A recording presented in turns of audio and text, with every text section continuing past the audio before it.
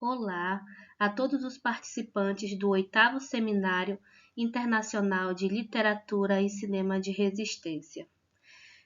Me chamo Maria Genailze Chaves, doutoranda em Letras pela Unioeste Cascavel, e sob a orientação da professora doutora Valdeci Batista de Melo Oliveira, eu trago um recorte do que será futuramente a minha tese de doutorado, intitulada Figurações da Ditadura Militar nos Romances Sempre Viva de Antônio Calado e O Minossauro de Benedito Monteiro.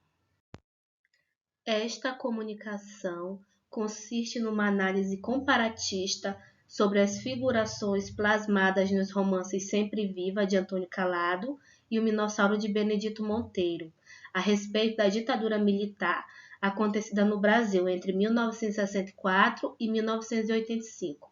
Pelo grau de truculência e ferocidade contra seus oponentes, recebeu a alcunha de Ano de Chumbo por diversos autores que se levantaram contra a opressão. Diante disso, o objetivo está em analisar a ditadura militar brasileira nos romances, especificamente dialogar as obras, conhecer os autores e compreender como se deu essa ditadura, indo do Brasil até os acontecimentos na Amazônia paraense. O método utilizado nessa pesquisa é o da literatura comparada, que, segundo Machado e Pagô, baseia-se em função da capacidade crítica que o pesquisador tem em relação ao objeto estudado, que, em hipótese alguma, deve deixar de considerar a relação que há entre o real vivido e o que há nos textos, além de considerar a realidade historicamente determinada, utilizando-se de estudos diferentes, ou seja, a interdisciplinaridade e a integração entre textos, a intertextualidade, para assim poder repensar a sua maneira e idealizar a literatura e como se escreve essa história literária. Jornalista, romancista e dramaturgo nascido em Niterói, no Rio de Janeiro, em 1917, Antônio Calado preocupa-se em captar e narrar, em cores fortes, a realidade de seu povo e de seu país, seja como contista, jornalista, romancista ou biógrafo. Ele continua a falar sempre do país, um local dolorido, com cicatrizes de sonhos desfeitos, uma esperança recoberta pela ruína e pela degradação. Com muitos livros publicados, especialmente em Sempre Viva, ele esboça a vida nacional em profundidade, discutindo a formação desse caráter brasileiro. Benedito Monteiro é um autor paraense nascido em Alenquer, no Baixo Amazonas, em 1924. Autor paraense, ele foi um escritor, advogado, jornalista e político pensador esquerdista e defensor das reformas agrárias no estado do Pará. Assumiu mandatos como deputado estadual e federal. É escritor da famosa tetralogia amazônica, composta por Verde Vago Mundo, O Minossauro, A Terceira Margem e Aquele Um, obras dedicadas à Amazônia. Uma leitura de dentro, em sua vida ecológica, humana, social, psicológica, e com uma linguagem focada no homem local e nos bichos, no ar, na selva, nos hábitos e tradições, um jogo mítico entre cores, sons, lendas e fatos históricos. Segundo Pinto, em um ensaio sobre a obra O Minossauro, Benedito Monteiro ele é considerado talvez o maior romancista desse mundo amazônico, que ainda não atingiu as frentes de penetração, guiado pelos rios e marcado pelo tempo. Para compreender as figurações no âmbito literário, é necessário entender que o texto ele não é o todo-poderoso. Nunca esquecemos o elemento cultural, o elemento social, a equação pessoal do escritor, as orientações dominantes de uma época que podemos chamar ideologia. É assim, supomos que o estudo da literatura deixará de ser um jogo gratuito, um jogo de Fausto verbal, que ora constrói, ora destrói monumentos de palavras. O investigador literário nunca deverá esquecer-se de que a literatura não é apenas o que se escreve, é também o que se pensa e o que se vive. Então, diante dessa construção, é que surge essa nova literatura que vem mostrar esse passado sangrento, que vem mostrar esse povo silenciado. Então, não é só uma questão de estilo, mas é uma questão de exposição de vida. Não é só um foco no texto, mas é um foco no social, um foco no outro. Nesse viés, pontuamos a literatura de testemunho como ponto-chave, né, para compreender essas figurações dentro das narrativas estudadas, em que, segundo Seligman Silva, o testemunho é uma particularidade da memória, que lê na cultura marcas das catástrofes acontecidas no século XX. Nesse período, a memória passou a ocupar um lugar de destaque, estando presente em todos os lugares da história, quando se trata dos escritos do passado, e diante disso acaba por dar enfoque em dois aspectos, em dois pontos importantes para se analisar esses acontecimentos históricos, que é os acontecimentos voltados para a Shoah, que é sobre as tragédias com o Holocausto, os judeus, e sobre as tragédias voltadas para o testemunho, que é justamente focada nessas ditaduras militares latino-americanas, a qual a minha pesquisa está voltada. Iniciando a análise das narrativas, primeiramente apresento Sempre Viva, de Antônio Calado.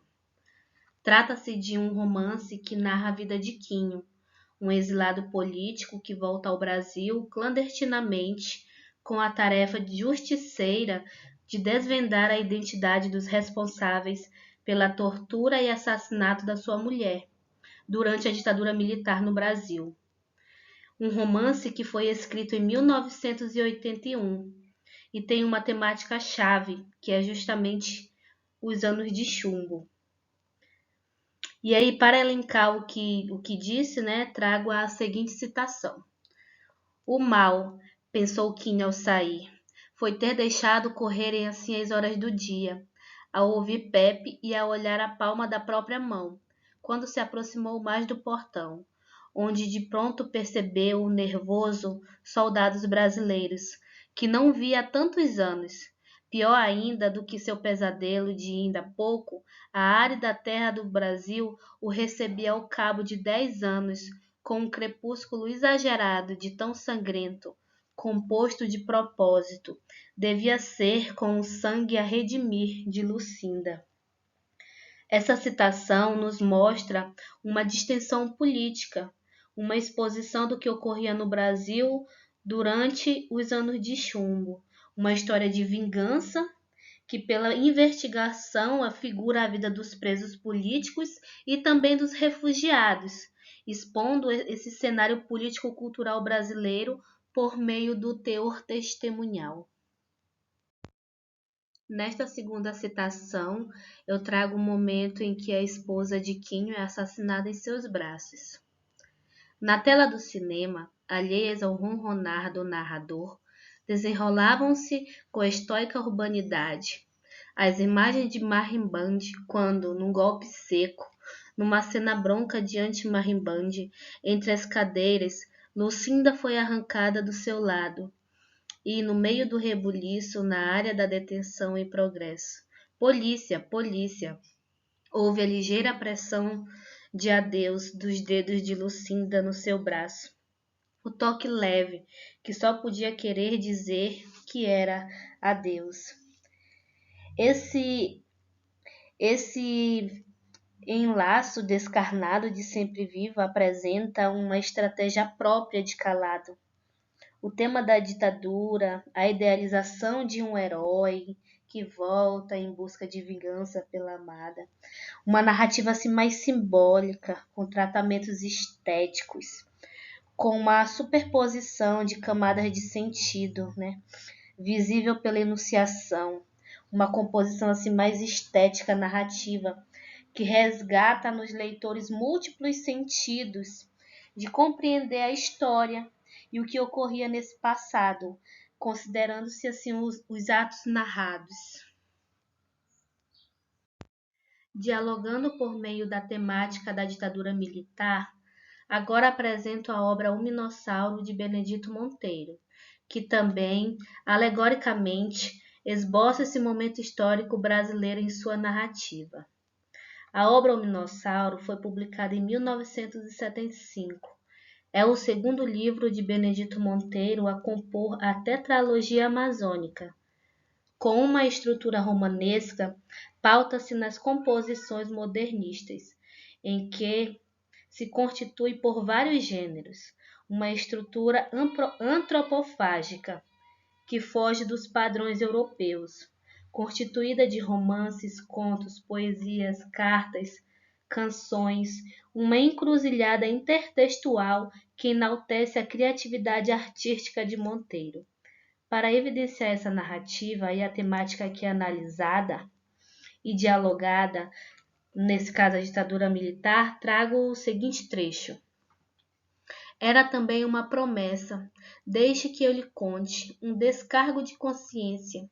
Nunca pensei que ia te forçar a te afrontar um coronel de farda. Tomara o senhor vice, um coronel de arma em punho, um coronel em ofício de polícia, em desempenho de forte comando e em desmando de forte governo militar.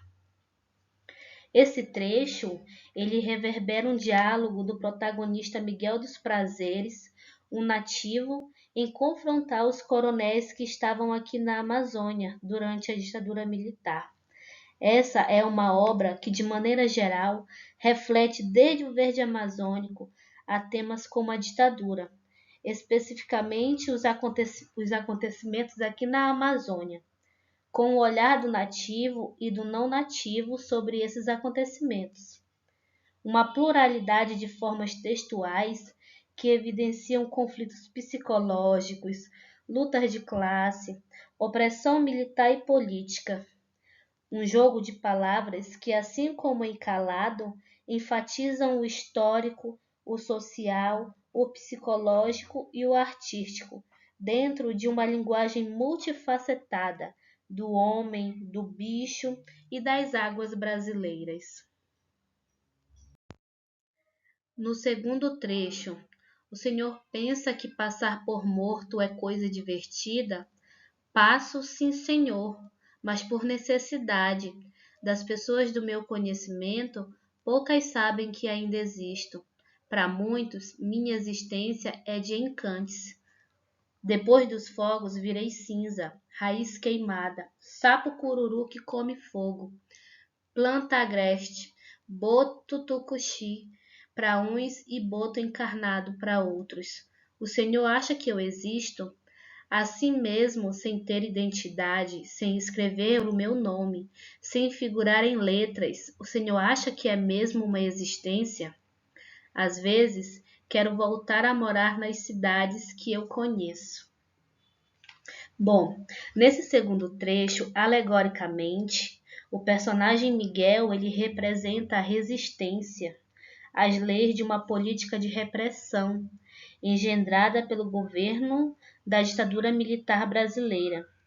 Miguel, ele acaba por assumir sua morte social, a perda da sua identidade civil, assim como muitos brasileiros que passaram a viver clandestinamente nos grandes centros urbanos do país ou se exilando em outros países também, como é o caso do personagem Quinho, na obra de Calado, que após o assassinato de Lucinda, a sua esposa, ele acaba se exilando na Bolívia. E assim esses personagens possam continuar representando, né, a figura de um exilado que luta pela vida, que quer continuar vivo. Após o diálogo entre esses dois romances, em que podemos mostrar as figurações presentes com a realidade histórica dos anos de chumbo no Brasil, precisamos entender que esse momento histórico brasileiro mudou não somente o social, a sociedade, mas também a economia, a política e a cultura. Após instaurada, radicalizou-se como um programa nacionalista e popular. Usou-se de maneira velada, mas sistemática da tortura, de violências que chegaram até a morte contra as atividades consideradas subversivas. Finalizando essa proposta de reflexão teórica, ao analisar nos romances Sempre Viva de Antônio Calado e O Minossauro de Benedito Monteiro a respeito dos anos de chumbo no Brasil, a temática da ditadura militar torna-se o ponto central de figuração entre as obras, sendo um diálogo possível que entre metáforas e alegorias, assim como, por meio de uma estética clara e direta, denunciam a política violenta e opressiva, figuradas na literatura nacional e regional paraense, para evidenciar um momento histórico da sociedade.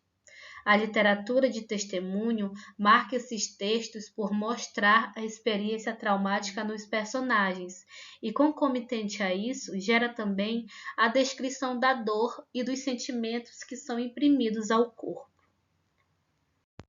Aqui estão as referências utilizadas nessa comunicação. Obrigada pela atenção e um excelente evento.